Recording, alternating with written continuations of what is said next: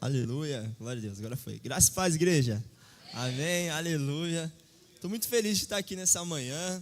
É muito bom estar aqui. Gente, você sabia que um dos maiores medos da humanidade é falar em público ou falhar em público? Acabei de compartilhar com o pastor ali, né, pastor? Uma grande estratégia agora, né, para você não ficar nervoso quando você for falar em público. Toda vez que você pensar, para você não ficar nervoso, não pense, amém? Não pensa. Aleluia, olha que poderoso, é ou não é? Poderoso isso. Toda vez que você pensar, você fica nervoso, então não pense. Se prepare e vai, amém? Aleluia, só para descontrair. Glória a Deus. Fala para a pessoa que está ao seu lado aí, fala que bom que você está aqui nessa manhã. Agora você já deu risada, né? Já quebrou um pouco o gelo. Aleluia. Gente, eu vou ser bem rápido, vou ser bem breve nessa manhã. Eu quero compartilhar com vocês. Eu estava pensando o que eu poderia trazer, né, de palavra, trazer de reflexão nessa manhã. E eu pensei, o que impede muitas das vezes a nós mesmos de prosperarmos? Como eu estou falando hoje de finanças, oferta, dízimo, primícia, e entre várias outras ofertas que tem também. Mas o que nos impede de prosperar, de alcançarmos outro nível na nossa vida? E eu pensei, uma das principais coisas que nos impede de prosperar é quando nós temos uma mentalidade de vítima. Nos colocamos em posição de vítima. Nós temos esses comportamentos. Então eu pensei, cara, como que eu posso trazer isso? Eu já estudei também sobre isso, sobre comportamentos de uma pessoa que se posiciona sempre em forma de vítima, ela sempre está errada e tal. Então eu trouxe 3 comportamentos principais de um vitimista, amém? Vamos antecipar agora um pouco. Fala para a pessoa que está ao seu lado aí, fala, não seja vítima. Se você for, mude isso hoje, amém? Hoje você não vai mais sair daqui como vítima, você vai sair como governador, amém? Você vai sair como príncipe, aleluia? Então, 3 comportamentos que travam o crescimento financeiro quando uma pessoa se comporta como vítima. Primeiro é a culpa. A pessoa que ela é vítima, ela está sempre culpando o outro. E quando você culpa outra pessoa, você não assume a sua autorresponsabilidade. Você não tem autorresponsabilidade, você passa aquilo para outra pessoa ou algo. Por exemplo, uma pessoa que ela é vítima, ela culpa o governo, ela culpa a economia, ela culpa o patrão, o mercado, ela culpa o sistema. Uma pessoa como vítima. Por que não deu certo no seu negócio? Por que não deu certo? Cara, em vez dela assumir a responsabilidade e dizer, não, eu errei, eu preciso acertar isso daqui. Os maiores empreendedores de sucesso que eu acompanho, não é os que não erram, mas é os que se refazem quando erram. Eles identificam o erro e melhoram naquilo. Mas uma pessoa que ela é vítima, ela erra e ela vive culpando o próximo. Tem algo aqui interessante, quando eu li isso eu falei assim, cara, isso realmente tem muito sentido. Porque a pessoa que ela é vítima, a maioria culpa os pais. E eu quero te perguntar, nessa manhã, você já perdoou os teus pais? Sabe por quê? Porque às vezes quando nós vamos crescendo, e aí nós somos uma criança, não liga pra nada, tudo é brinquedo, é correr e tal, mas quando nós entramos na nossa fase adulta, as responsabilidades começam a chegar. E aí o que o vítima, ele faz? Ele começa a culpar os pais. Hoje minha vida é difícil por causa, se meus pais tivessem trabalhado mais, se meus pais tivessem deixado uma herança, se os meus pais tivessem deixado uma casa para mim, eu não pagaria aluguel. A pessoa, ela tira a responsabilidade dela e ela coloca a culpa nos pais, sendo que às vezes os pais já estão precisando da ajuda dela, os pais já estão precisando de apoio dele, só que ele está colocando a culpa nos pais. Se os meus pais tivessem feito isso, se meus pais tivessem feito aquilo, e muitas das vezes é esse tipo de pensamento que trava a nossa vida. Por que você não larga os vícios? Porque eu cresci, eu vi o meu pai bebendo a vida inteira, eu vi o meu pai fumando a vida inteira. Você pode ter visto, mas a responsabilidade agora, ela é sua, porque você já cresceu, você já tem já passou da fase adulta. A mudança de comportamento, a autorresponsabilidade é sua, por você mudar isso agora. Tudo bem, eu tenho história triste, todo mundo tem história triste, realmente é difícil. Algumas raízes elas vêm dos nossos pais mesmo. Mas cara, agora a gente precisa entender, ter autorresponsabilidade, largar o pensamento de vítima e entender que a culpa não é mais dos nossos pais. A culpa não é mais dos seus pais. A culpa não é mais do mercado. Já está na hora de entender isso. A culpa não é mais da sua empresa. O vítima sempre culpa o próximo. Quem culpa não assume responsabilidade da própria vida. Amém? Segundo comportamento, justificar. A pessoa cria a história para explicar por que não cresce. Ou seja, ela dá desculpa. Não tive oportunidade, nasci pobre, meu ramo é difícil, no Brasil não dá. Quantas vezes a gente ouve isso? No Brasil não dá, no Brasil não dá.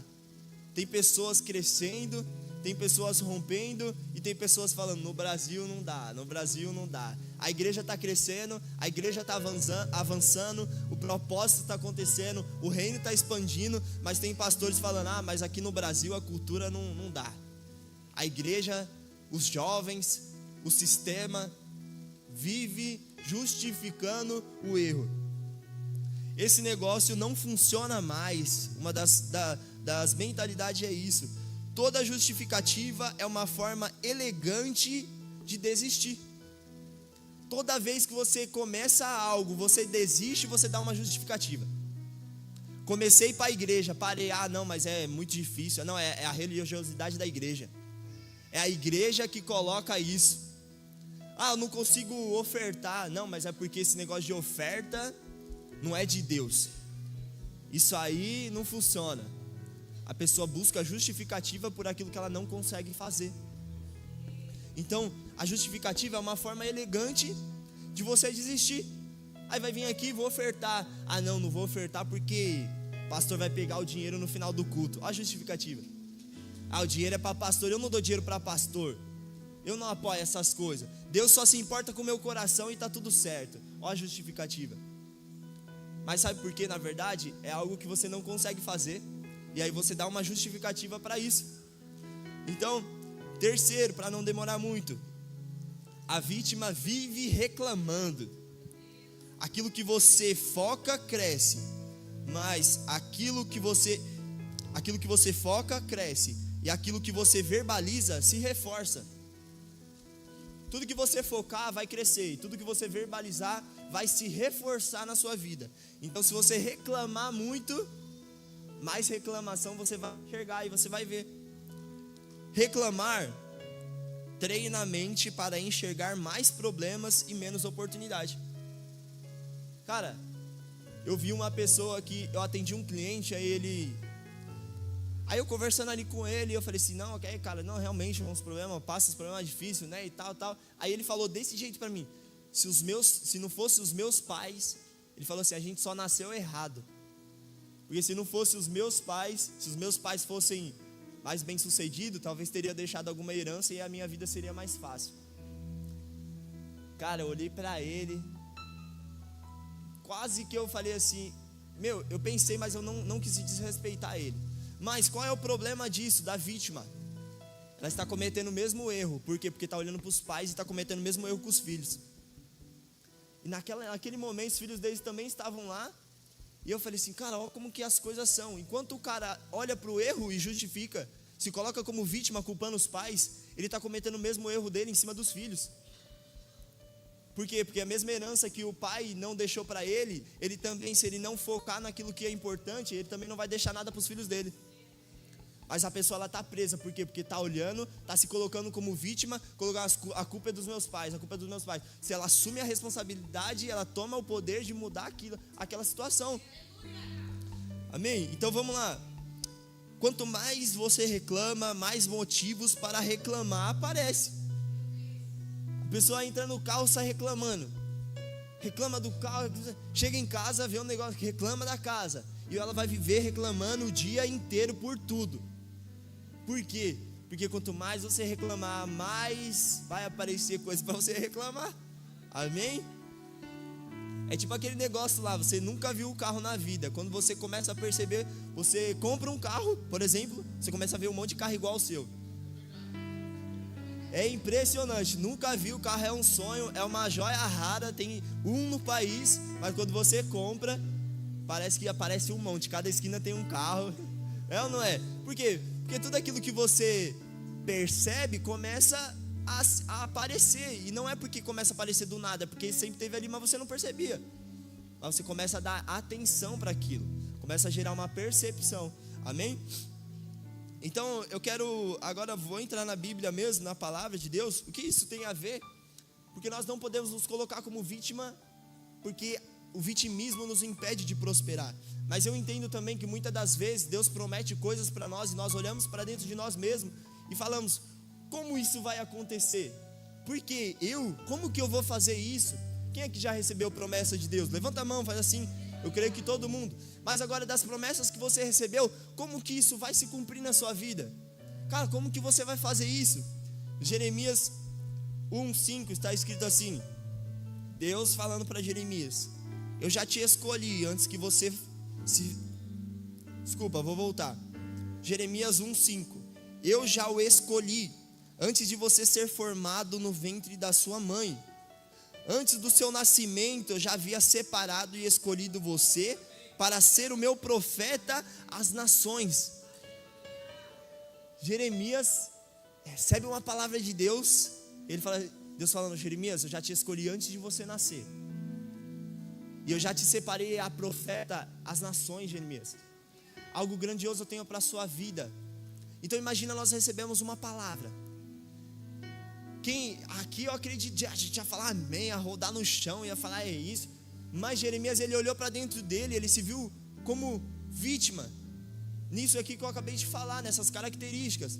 Jeremias responde, no versículo 6 está escrito assim: então eu respondi: soberano Senhor, eu não sou capaz de falar, não passo de uma criança. Quando Deus prometeu algo para ele, ele olhou para ele e falou assim: não dá, eu não passo de uma criança, eu não sou capaz para fazer isso. E quantas das vezes nós recebemos uma promessa de Deus, algo do Senhor, e nós olhamos para dentro de nós e falamos assim: eu não sou capaz disso daí não. Certa vez eu vim buscar uma direção aqui com o pastor Lucas, ele estava aqui na frente. Eu estava num momento que eu estava meio confuso, e falei para ele: pastor, cara, e Deus já tinha usado ele para falar comigo. Eu falei assim: pastor, eu não tenho clareza, cara, do meu propósito, daquilo que, sabe, eu não sei o que está acontecendo comigo. O que você me vê, quando você olha para mim, o que você enxerga? E ele falou assim: Alan, Deus já me falou isso a respeito de você, naquele dia tal, eu te vejo dessa e dessa forma. Falei assim: cara, sabe quando parece muito para você? Pareceu muito para mim. Falei assim: não acredito, eu não dá. Aí tá bom, conversei com ele, dei um abraço nele, falei obrigado, fui para casa pensando, entrei no carro, falei assim: como eu vou fazer isso? Como que isso vai acontecer na minha vida, cara? Para mim pareceu, eu estava igual Jeremias, eu não sou capaz disso, igualzinho Jeremias eu fiquei. Aí, outro dia eu estava num lugar, e aí eu parei meu carro assim, eu encostei meu carro, aí eu olhei os carros que estavam do lado do meu, que as pessoas que estavam indo para o mesmo lugar. Falei assim: cara, o que eu estou fazendo aqui? Mano, se juntar a roda de um carro ali, compra o meu carro. Aí eu falei assim: meu, não é possível. Aí eu estava subindo, eu parei e falei assim: mano, o que eu estou fazendo aqui, velho? E uma voz dentro de mim: vai lá, sobe. Sobe, porque eu estou te colocando nessas mesas, eu estou te colocando nesses lugares. Porque se ele prometeu, ele vai cumprir. Se ele prometeu, ele vai colocar. Mas vamos lá, agora, para finalizar, Jeremias 1:7. Agora é a forma como você vai fazer isso. Eu vou falar o como agora. Jeremias 1:7, que é continuando o mesmo versículo. Não diga que você é muito jovem, respondeu ao Senhor, porque você irá onde eu o enviar e falará tudo o que eu mandar. Você não precisa ter medo deles, pois eu, o Senhor, estarei com você para livrá-lo. Então, qual que era a chave de Jeremias? Quando ele olhou para dentro dele, Deus poderia ter falado assim: você está certo, se realmente você não é capaz, realmente você é muito novo ainda. Mas Jeremias, não é sobre você, não é sobre o que você pode fazer, Jeremias, é sobre a minha palavra que vai estar sobre a sua vida, é sobre o meu poder que vai estar sobre você. Não é você que vai se livrar, Jeremias, não é você que vai ter força suficiente para guerrear, mas Jeremias, eu vou te guardar, Jeremias, diante dele. Então, é assim na nossa vida, mas para isso, irmão, nós não podemos ter um pensamento de vítima. Por quê? Porque não é sobre nós, nem sobre o que podemos fazer, mas é segundo o poder que em nós opera, que todas as coisas vão acontecer. É Deus quem vai abrir, é Deus quem vai guardar, é Deus quem separou. Mas enquanto nós tivermos um pensamento de vítima, eu não oferto por causa disso, eu não dizimo porque eu não acho que é certo, eu não primicio porque eu vou dar dinheiro para os outros. Pensamento de vítima, para de dar desculpa. Para de dar desculpa. Eu não avanço na minha empresa porque o mercado é difícil, mas Deus já prometeu que você vai abrir outro, não vai? Então, é assim que as coisas funcionam. Se Deus falou, irmão, já é. Fala para mim algo que Deus fez que deu errado. Fala uma palavra de Deus que não se cumpriu. Amém? Você crê nisso? Pode se colocar de pé em nome de Jesus. Separa a sua oferta, seu dízimo, a sua primícia. Vamos orar ao Senhor.